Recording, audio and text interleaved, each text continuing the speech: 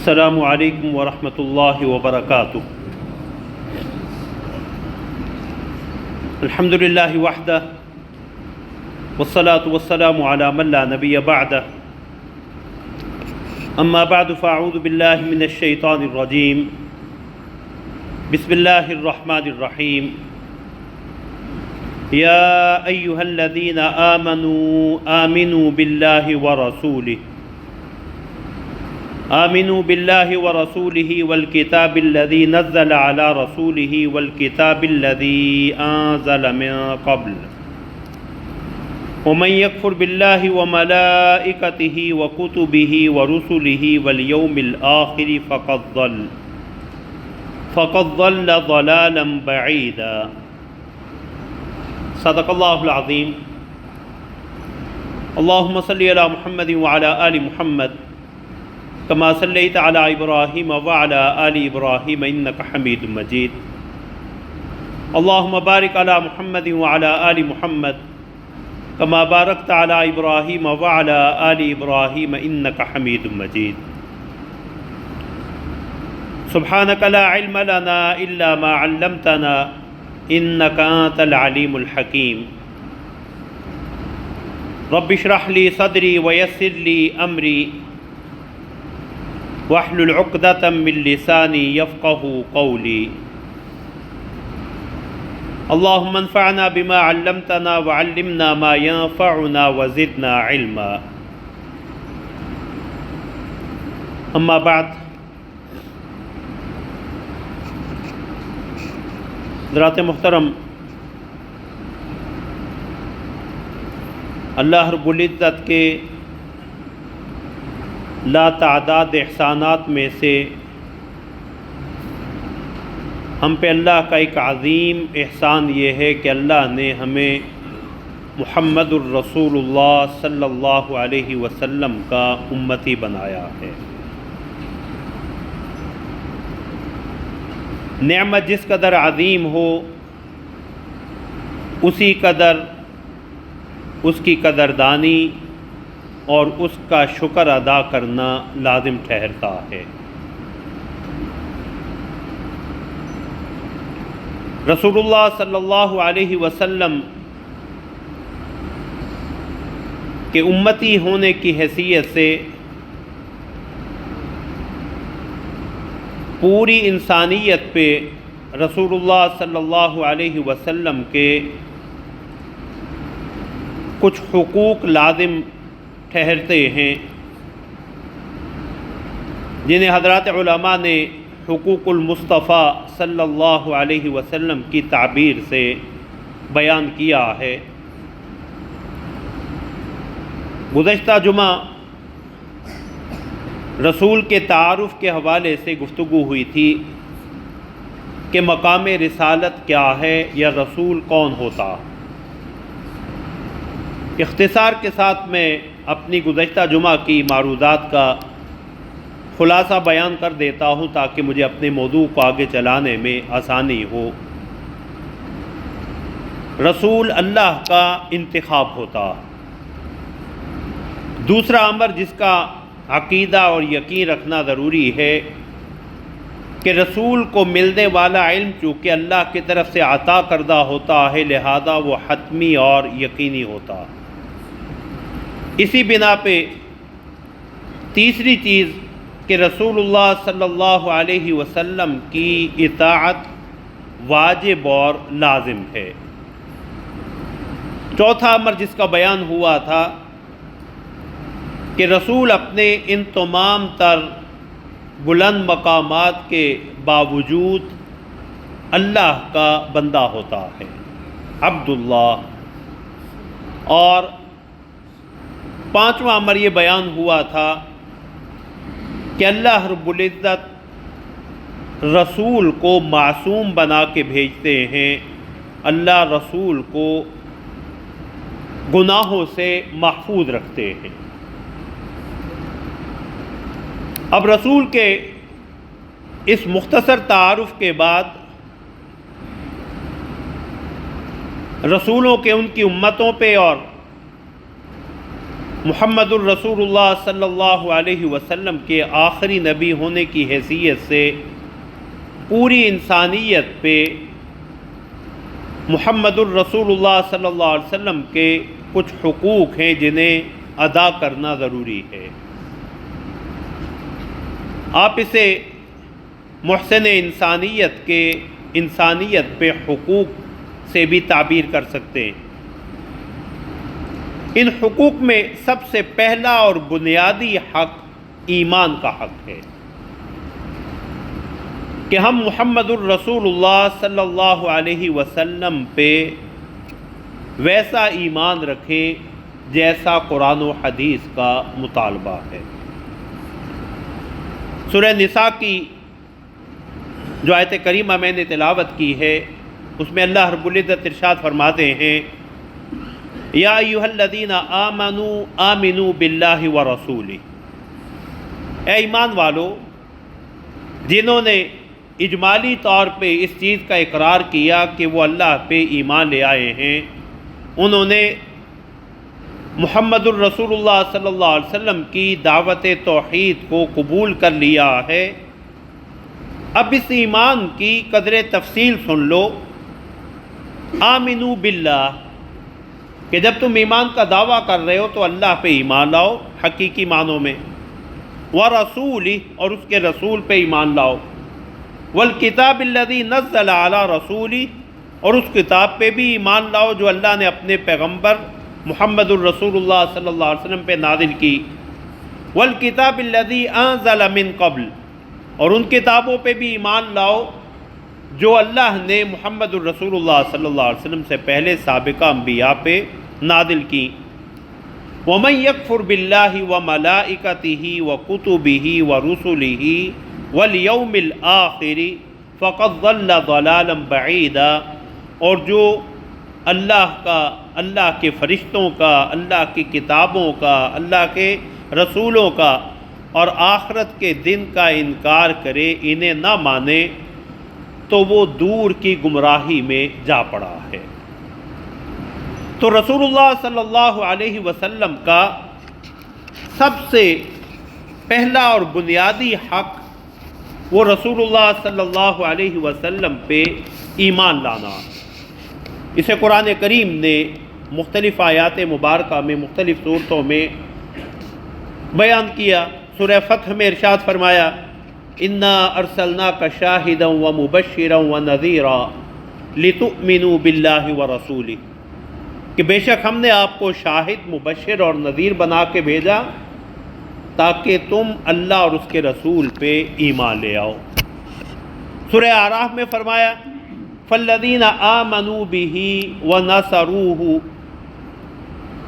فالذین آمنوا بہ جو آپ پہ ایمان لائے، آپ کی نصرت کی، وعزروہ آپ کی تعظیم و توقیر کی، واتبعوا النور الذی انزل معہ اور اس نور کی پیروی کی جو آپ کے ساتھ نازل کیا گیا، تو یہی لوگ اولئک هم المفلحون کامیاب ہیں۔ فآمنوا باللہ ورسولہ والنور الذی انزلنا، اللہ پہ ایمان لاؤ، اللہ کے رسول پہ ایمان لاؤ اور اس نور پہ ایمان لاؤ جو ہم نے اس پیغمبر کے ساتھ اتارا ہے۔ سورہ اعراف میں فالذین آمنوا بہ وعزروہ ونصروہ واتبعوا النور الذی انزل معہ اولئک هم المفلحون۔ تو یہ مختلف آیات میں اللہ رب العزت نے رسول اللہ صلی اللہ علیہ وسلم پہ ایمان لانے کا حکم دیا، اور ایمان کے جو 6 ارکان ہیں جو حدیث جبریل میں بیان ہوئے،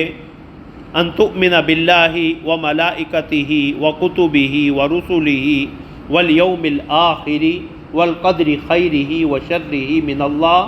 ان میں بھی ایمان بالرسل اور حضرت محمد الرسول اللہ صلی اللہ علیہ وسلم پہ ایمان لانا۔ ارکان اسلام جو حدیث جبریل میں بھی بیان ہوئے اور اسے رسول اللہ صلی اللہ علیہ وسلم نے ایک اور حدیث میں بھی صحیح بخاری اور صحیح مسلم کی حدیث میں بیان فرمایا بنی الاسلام علی 5، اسلام کی بنیاد 5 چیزوں پہ ہے، شہادت اللہ الہ الا اللہ وان محمد الرسول اللہ اس چیز کی گواہی دینا کہ اللہ کے سوا کوئی معبود برحق نہیں اور محمد صلی اللہ علیہ وسلم اللہ کے رسول ہیں، نماز قائم کرنا، زکوٰۃ ادا کرنا، رمضان کے روزے رکھنا اور بیت اللہ کا صاحب استطاعت کے لیے حج کرنا۔ رسول اللہ صلی اللہ علیہ وسلم پہ اسی ایمان کو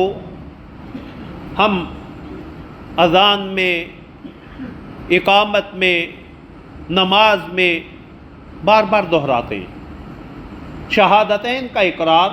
ہمارے ایمان کی بنیاد ہے، اسلام کی بنیاد ہے، اور ہم محمد الرسول اللہ صلی اللہ علیہ وسلم کے رسول ہونے پہ ایمان کا اقرار اذان میں بھی کرتے ہیں، اقامت میں بھی کرتے ہیں اور نماز میں بھی کرتے ہیں۔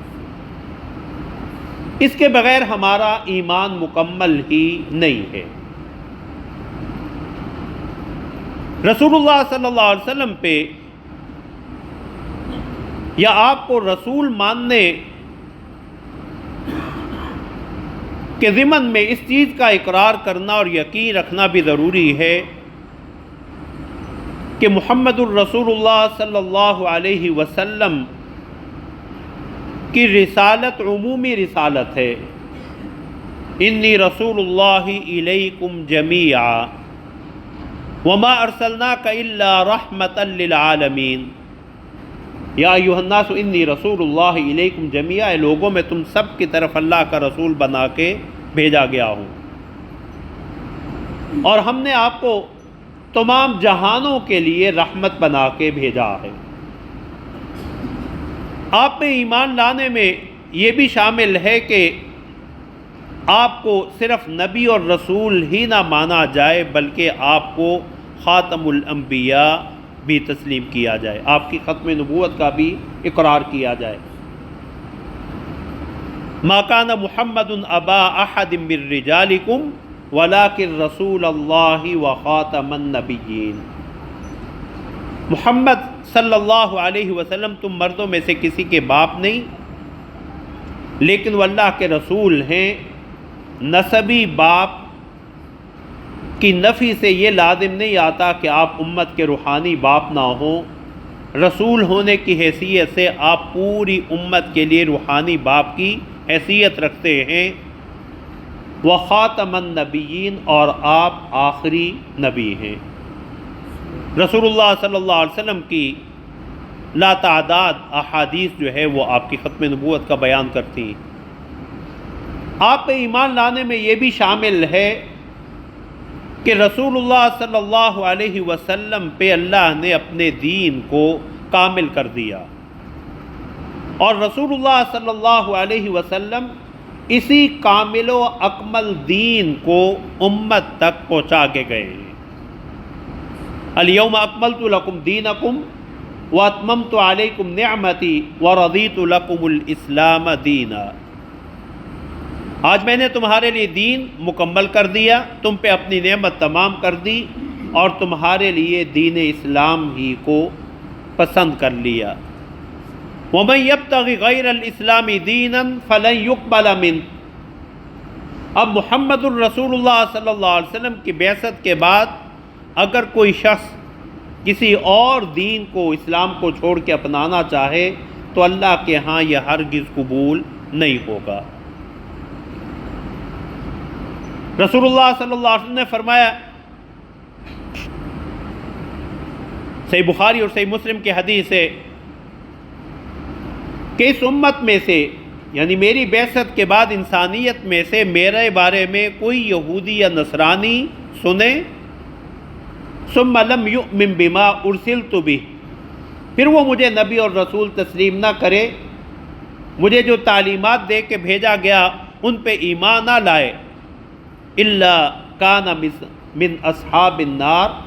مگر اس کا انجام یہ ہوگا کہ مجھ پہ ایمان نہ لانے کے نتیجے میں معاذ اللہ وہ جہنم کا ایندھن بن جائے گا۔ رسول اللہ صلی اللہ علیہ وسلم پہ ایمان لانے میں اس چیز کا اقرار بھی ضروری ہے کہ رسول اللہ صلی اللہ علیہ وسلم دین کی ایک ایک بات امت تک پہنچا کے گئے ہیں، آپ نے امت سے کوئی چیز چھپائی نہیں ہے۔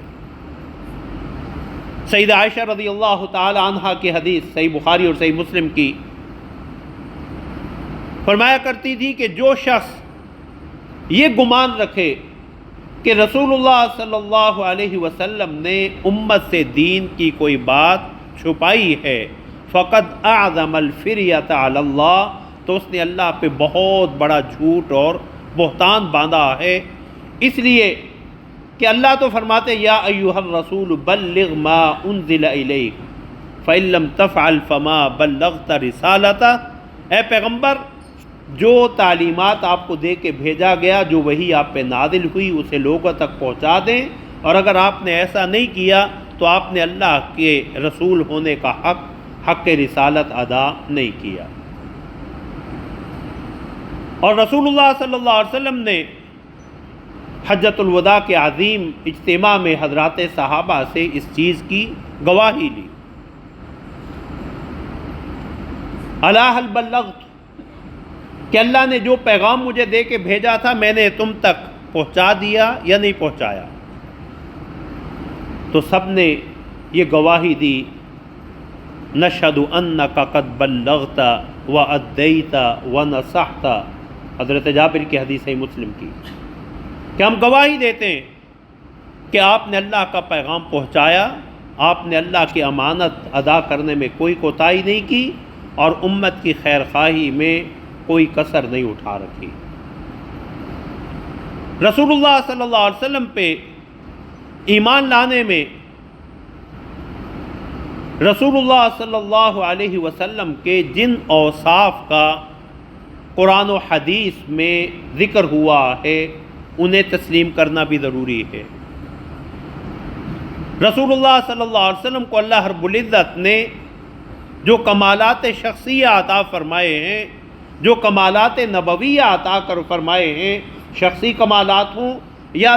نبوی کمالات ہوں، ان سب پہ ایمان رکھنا بھی ضروری ہے۔ وَإِنَّكَ لَعَلَىٰ خُلُقٍ عَظِيمٍ، آپ کے خلق عظیم کی گواہی دینا۔ رسول اللہ صلی اللہ علیہ وسلم کو اللہ رب العزت نے آخرت میں جس مقام محمود کا شفاعت کبریٰ کا وعدہ کیا ہے اس پہ ایمان لانا یہ بھی ضروری ہے۔ رسول اللہ صلی اللہ علیہ وسلم پہ ایمان میں رسول اللہ صلی اللہ علیہ وسلم کو جو معجزات اللہ نے دلائل نبوت کے طور پہ دیے ان پہ ایمان لانا بھی ضروری ہے۔ وہ سب سے بڑا معجزہ قرآن ہو، عملی اور سائنسی معجزہ معراج ہو، شق قمر کا معجزہ ہو، کھجور کے خشک تنے کا پیغمبر صلی اللہ علیہ وسلم کے فراق میں جو ہے بچوں کی طرح بلبلانا اور رونا ہو، آپ کی مبارک انگلیوں سے پانی کے چشمے کا جاری ہونا ہو، یا قلیل طعام کا، تھوڑے کھانے کا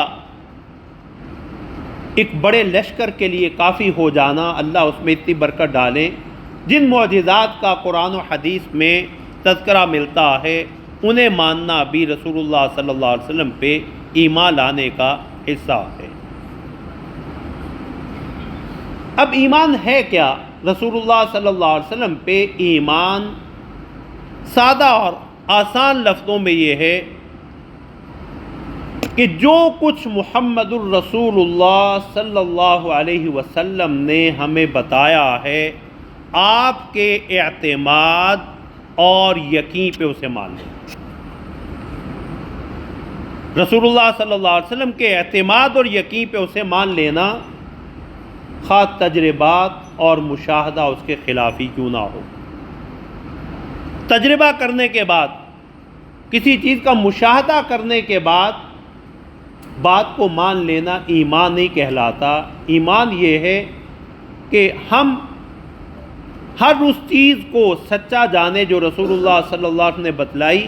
صرف اس بنا پہ کہ اس کے بتلانے والے محمد الرسول اللہ صلی اللہ علیہ وسلم نے، آپ کے اعتماد پہ۔ سیرت طیبہ کے صرف 2 حوالے میں اس حوالے سے ذکر کرنا چاہوں گا۔ رسول اللہ صلی اللہ علیہ وسلم نے جب معراج کے معجزہ کا ذکر کیا یہ واحد موقع ہے جس پہ مشرکین نے خوشی کا اظہار کیا کہ اب انہیں جھٹلانے کا موقع ہاتھ آ گیا، کیونکہ عقل تسلیم نہیں کرتی، مشاہدہ تسلیم نہیں کرتا، تجربہ تسلیم نہیں کرتا کہ رات کے مختصر دورانیہ میں کوئی شخص مکہ سے جائے اور بیت المقدس سے ہو کے آئے۔ آج کے دور میں تو معجزہ معراج پہ یقین رکھنا بہت آسان ہو چکا، لیکن اس وقت اس لیے امام ابن کثیر رحمۃ اللہ علیہ اور دیگر مفسرین اور محدثین نے ذکر کیا کہ ابو جہل جو ہے وہ صبح سویرے سیدنا صدیق اکبر رضی اللہ تعالیٰ عنہ کے دروازے پہ پہنچا اور آ کے کہنے لگا، صدیق یہ بتلاؤ، ابو بکر یہ بتلاؤ کہ ایسا ممکن ہے کہ کوئی شخص رات کو مکہ سے نکلے اور صبح ہونے سے پہلے بیت المقدس سے مسجد اقصیٰ سے ہو کے واپس آ جائے؟ تو سیدنا صدیق اکبر رضی اللہ تعالیٰ نے فرمایا ایسا تو ممکن نہیں۔ اب آسمانی معراج کا اس نے ذکر نہیں کیا ابھی، اس لیے کہ آسمانی معراج کا ذکر کرے گا تو سیدنا صدیق اکبر سمجھ جائیں گے کہ یہ بات میرے پیغمبر کی ہو رہی ہے صلی اللہ علیہ وسلم کی، تو اس نے صرف زمینی معراج کا ذکر کیا کہ ایسا ممکن ہے کہ کوئی شخص مکہ سے جائے اور رات ختم ہونے سے پہلے بیت المقدس سے واپس ہو کے آ جائے، ہمیں ایسا تو ممکن نہیں۔ تو ابو جہل کہنے لگا، یزعم بہ صاحبک، اگر ایسا ممکن نہیں تو جسے تو پیغمبر مانتا ہے نا وہ یہ دعویٰ کر رہا ہے، تو سیدنا صدیق اکبر رضی اللہ تعالیٰ عنہ نے بغیر کسی تردد اور تأمل کے فوراً یہ جواب دیا، ان کان قال فقد صدق، اگر یہ کہنے والے میرے پیغمبر محمد الرسول اللہ صلی اللہ علیہ وسلم ہے تو یہ 100% سچ ہے۔ یہ ایمان ہے کہ ایک چیز کو عقل تسلیم نہیں کرتی، مشاہدہ اور تجربہ تسلیم نہیں کرتا، لیکن نبی کے اعتماد پہ۔ تو ابو جہل کہنے لگا، ابو بکر واقعتاً تم اس کی تصدیق کرتے ہو؟ تو فرمایا، واللہ انی لأصدقہ فیما ہوا ابعد من ذلک فی خبر السماء، میں تو اس سے بھی بڑی بات پہ ان کی تصدیق کرتا ہوں اگر میں یہ بات مانتا اور یقین رکھتا ہوں کہ اللہ رب العزت کی طرف سے فرشتہ ان کے پاس وحی لے کے آتا ہے آسمانوں سے، تو میں یہ بات کیوں نہیں مانوں گا؟ سیرت طیبہ کا ایک اور حوالہ، ایک سچا مومن جسے رسول اللہ صلی اللہ علیہ وسلم نے ایک امتیازی وصف سے نوازا، حضرت خزیمہ بن ثابت رضی اللہ تعالیٰ عنہ۔ ایک سفر میں رسول اللہ صلی اللہ علیہ وسلم نے ایک اعرابی سے، دیہاتی سے گھوڑا خریدا اور طے یہ ہوا کہ مدینہ منورہ آ کے وہ گھوڑا رسول اللہ صلی اللہ علیہ وسلم کو دے دے گا۔ دوران سفر یا مدینہ منورہ پہنچ کے اسے کسی دوسری جگہ سے قیمت زیادہ ملنے کی آفر ہوئی تو اس نے بیچنا چاہا، تو رسول اللہ صلی اللہ علیہ وسلم نے فرمایا کہ یہ گھوڑا تم مجھے بیچ چکے ہو، قیمت وصول کر چکے ہو، اب لہذا تمہیں اسے بیچنے کا اختیار نہیں رہا۔ تو کہنے لگا اس پہ کوئی گواہ لائیں۔ تو حضرت خزیمہ بن ثابت رضی اللہ تعالی عنہ جو یہ گفتگو سن رہے تھے کہنے لگے، میں اس چیز کی گواہی دیتا ہوں کہ محمد الرسول اللہ نے تم سے یہ گھوڑا خرید لیا تھا۔ اب رسول اللہ صلی اللہ علیہ وسلم نے فرمایا، خزیمہ تم تو موجود ہی نہیں تھے، صحابی کی تربیت بھی کر دی، تعلیم بھی دے دی کہ تم یہ گواہی کیسے دے رہے ہو جبکہ تم موجود نہیں تھے۔ تو سیدنا خزیمہ بن ثابت رضی اللہ تعالیٰ عنہ نے فرمایا، یا رسول اللہ، جب دین کے معاملے میں آپ پہ یقین رکھتا ہوں کہ آپ اللہ کے آخری پیغمبر ہیں، آپ پہ اللہ کی طرف سے وحی آتی ہے، تو میں اس دنیاوی چھوٹے سے معاملے میں آپ کی بات کا اعتبار اور یقین کیوں نہیں کروں گا؟ میں اس چیز کی گواہی دیتا ہوں کہ آپ یہ گھوڑا خرید چکے ہیں۔ پیغمبر صلی اللہ علیہ وسلم نے خزیمہ بن ثابت کے ایمان کی قدردانی کرتے ہوئے فرمایا کہ آئندہ خزیمہ اکیلا بھی جس معاملے میں گواہی دے گا، اس کی گواہی 2 گواہوں کے برابر تسلیم کی جائے گی۔ یہ ایمان ہے کہ رسول اللہ صلی اللہ علیہ وسلم جو بات ارشاد فرما دیں اسے آپ کے اعتماد اور یقین پہ مان لینا یہ ایمان ہے، اسے سچا جاننا یہ ایمان ہے۔ سیدنا علی رضی اللہ تعالی عنہ ہجرت کی رات رسول اللہ صلی اللہ علیہ وسلم نے فرمایا کہ تم یہ امانتیں دے کے آنا اور فلاں جگہ پہ ہمیں آن ملنا۔ اب سیدنا علی رضی اللہ تعالی عنہ تمام رات بے خوف سوئے رہے ہیں، جبکہ انسان کو یہ پتہ ہو کہ میں جس کے بستر پہ لیٹا ہوں اس کے قتل کا منصوبہ بن چکا ہے، اور اس غلط فہمی کی بنا پہ، مغالطہ کی بنا پہ کہ بستر پہ لیٹنے والا علی نہیں محمد الرسول اللہ ہیں، مجھ پہ حملہ بھی ہو سکتا ہے، میں جاں بھی سے ہاتھ بھی دھو سکتا ہوں، لیکن چین اور اطمینان کی نیند کا سبب یہ تھا کہ پیغمبر کی زبان سے یہ نکل چکا تھا کہ تم فلاں جگہ آ کے ہم سے ملو گے، یہ ایمان ہے کہ محمد الرسول اللہ صلی اللہ علیہ وسلم جو فرما دیں آپ کے اعتماد اور یقین پہ اسے تسلیم کر لینا یہ ایمان ہے۔ اور ایمان کے 4 بڑے تقاضے امام ابن قیم رحمۃ اللہ علیہ نے ذکر فرمائے۔ تصدیقہ فیما اخبر، تصدیقہ فیما اخبر، رسول اللہ صلی اللہ علیہ وسلم نے جو خبر دی ہے اپنے بارے میں، اللہ کے بارے میں، مثال ذکر کی کہ رسول اللہ صلی اللہ علیہ وسلم نے فرمایا کہ جب رات کا آخری تیسرا پہر رہ جاتا ہے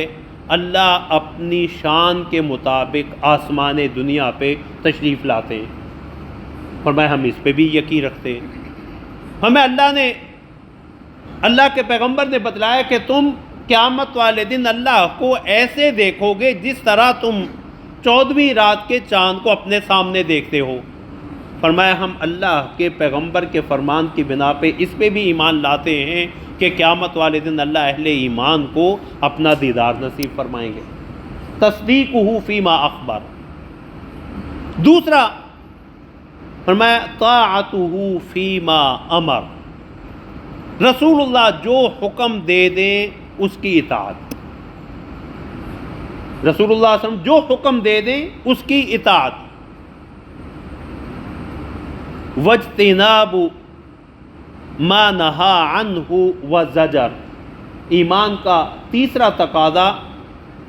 کہ جس چیز سے رسول اللہ صلی اللہ علیہ وسلم نے روکا ہے اس سے ہم رک جائیں، اسے چھوڑ دیں، یہ بھی آپ پہ ایمان کا لازمی تقاضا۔ وما آتاکم الرسول فخذوہ وما نہاکم عنہ فانتہوا، جو اللہ کے رسول تمہیں دیں اسے لے لو اور جس سے اللہ کے رسول تمہیں روکیں اس سے رک جاؤ۔ ہمیں چوتھا بڑا تقاضا ایمان کا رسول اللہ صلی اللہ علیہ وسلم پہ ایمان کا یہ ہے اللہ یعبد اللہ الا بما شرع بہ، اللہ کی وہی عبادت معتبر ہوگی جس میں طریقہ اور نمونہ محمد الرسول اللہ صلی اللہ علیہ وسلم والا ہو۔ اللہ کی عبادت اسی طریقے سے کی جائے گی جو طریقہ محمد الرسول اللہ صلی اللہ علیہ وسلم لے کے آئے ہیں۔ اس لیے اللہ نے فرمایا قل ان کنتم تحبون اللہ فاتبعونی، اگر تم اللہ کی محبت کے دعوے دار ہو تو پیروی مجھ محمد الرسول اللہ کی کرنی پڑے گی۔ نتیجہ کیا نکلے گا؟ یحببکم اللہ، تم اللہ کے محب بن کے آئے تھے، محبت کے دعوے دار بن کے آئے تھے، اتباع رسول سے اللہ کے محبوب بن جاؤ گے۔ اب محب نہیں رہے، اللہ کے محبوب بن گئے۔ وَيَغْفِرْ لَكُم مِّن ذُنُوبِكُمْ، اور بشری تقاضوں کی بنا پہ جو کمی کوتاہی رہ جائے گی اللہ اس سے معاف فرما دے گے۔ تو رسول اللہ صلی اللہ علیہ وسلم کا انسانیت پہ سب سے پہلا اور بنیادی حق یہ ہے کہ محمد الرسول اللہ صلی اللہ علیہ وسلم کو اللہ کا آخری پیغمبر اور رسول مانا جائے۔ اس لیے اگر کوئی شخص رسول اللہ صلی اللہ علیہ وسلم کو عظیم قائد مانتا ہے، آپ کو مصلح مانتا ہے، انقلابی شخصیت مانتا ہے، آپ کے سارے اوصاف کا، آپ کے انسانیت پہ احسانات کا اقرار کرتا ہو، لیکن آپ کے منصب رسالت کی گواہی نہ دیتا ہو، اس کے ایمان کا اعتبار نہیں ہے۔ تو بنیاد کیا ہے؟ محمد الرسول اللہ، کہ ہم محمد الرسول اللہ صلی اللہ علیہ وسلم کے رسول ہونے پہ ایمان لائیں، اور ایمان کے ان اہم تقاضوں کو، جن میں سے چند کی طرف میں اشارہ کر پایا، اسے اپنی عملی زندگی میں جگہ دیں۔ اللہ رب العزت ہمیں محسن انسانیت کے ان حقوق کو پہچاننے اور اپنانے کی توفیق عطا فرمائیں۔ وآخر دعوانا ان الحمد للہ رب العالمین۔